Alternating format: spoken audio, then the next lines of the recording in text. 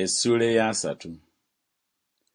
Ekigambo ekyajja eri Yeremiya okuva eri Mukama nga kyogera nti, bw'ati bw'ayogera Mukama Katonda wa Isirayiri nti, weewandiikire mu kitabo ebigambo byonna bye nnaakakubuulira, kubanga ennaku zijja, bw'ayogera Mukama, lwe ndikyusa nate obusibe bw'abantu bange Isirayiri ne Yuda, bw'ayogera Mukama, era ndibakomyawo mu nsi gye nawa bajjajjaabwe, era baligirya. Era bino bye bigambo Mukama bye yayogera ebya Isirayiri n'ebya Yuda. Kubanga bw'ati bw'ayogera Mukama nti, tuwulidde eddoboozi ery'okukankana, ery'okutya, so si lya mirembe.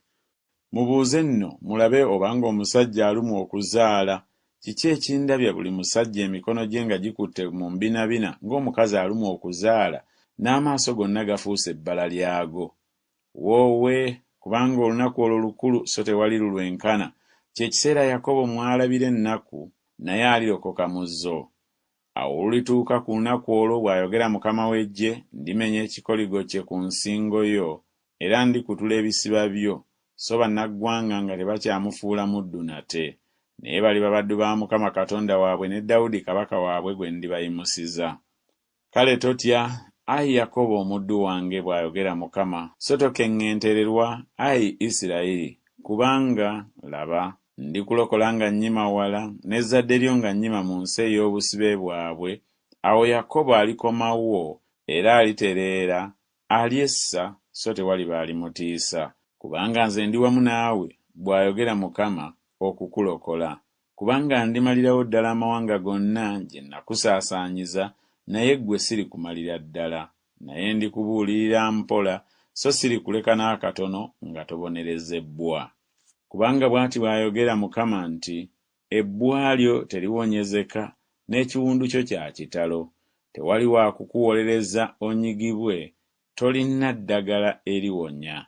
Baganzi bo bonna bakwerabidde, tebakunoonya, kubanga nkufumise ekiwundu eky'omulabe, okukangavvula okw'omukambwe, kubanga obutali butuukirivu bwo bungi, kubanga ebibi byo byali byeyongedde. Okaabira ki olw'ekiwundu kyo? Obulumi bwo tebuwonyezeka, kubanga obutali butuukirivu bwo bungi, kubanga ebibi byo byali byeyongedde, kyenvudde nkukola ebyo.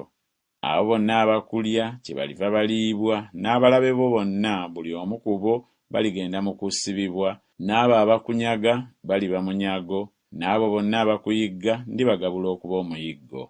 Kubanga ndikukomezaawo obulamu era ndikuwonya ebiwundu byo, bw'ayogera Mukama. Kubanga bakuyise yagobebwa nga boogera nti, ye Sayuuni omuntu yenna gw'atanoonya. Bw'ati bw'ayogera Mukama nti, laba ndikyusa nate obusibe bw'eweema za Yakobo, era ndisaasira ennyumba ze, n'ekibuga kirizimbibwa ku kifunvu kyakyo, n'olubiri lulisigalawo ng'engeri yaalwo bw'eri. Awo mu byo muliva okwebaza n'eddoboozi ly'abo abasanyuka, era ndibaaza, so tebaliba batono, era ndibawa ekitiibwa, so tebaliba bato. Era n'abaana baabwe baliba nga bwe baali olubereberye, n'ekibiina kyabwe kirinywezebwa mu maaso gange, era ndibonereza bonna abalibajooga. N'omulangira waabwe aliba munnaabwe bo, n'oyo alibafuga aliva mu bo wakati, era ndimusembeza, era alijja wendi. Kubanga ani ayali ayaŋŋanza okujja wendi? Bw'ayogera Mukama. Nammwe munaabanga bantu bange, nange nnaabanga Katonda wammwe. Laba, kibuyaga wa Mukama kye kiruyi kye, afulumye, kibuyaga ayera, aligwa ku mutwe gw'ababi.